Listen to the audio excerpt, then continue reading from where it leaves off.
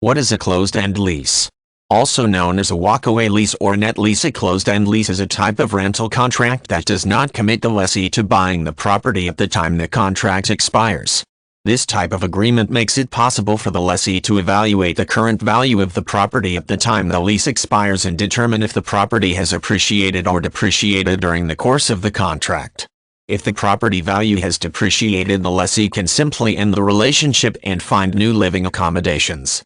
In situations where the property has appreciated, the lessee may choose to exercise provisions within the lease agreement that make it possible to complete the purchase of the property. While there are variations in how a closed-end lease is written, a basic model calls for calculating the anticipated worth of the property at the end of the lease agreement.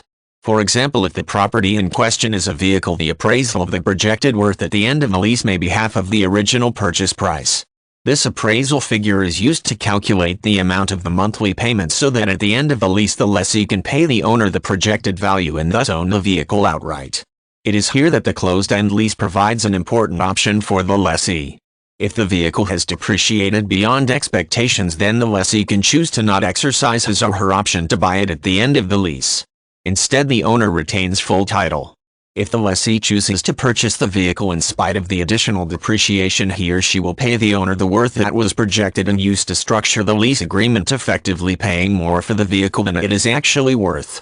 For the most part, the lessee is much more likely to simply return the vehicle to the owner and look for other transportation.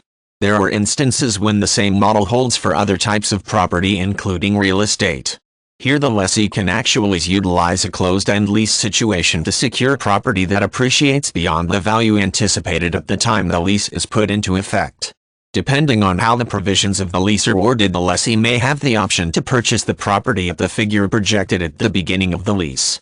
This means that if the property appreciated roughly 20% more than previously projected, the lessee can exercise the option and buy the property at the lower projection instead of current market value.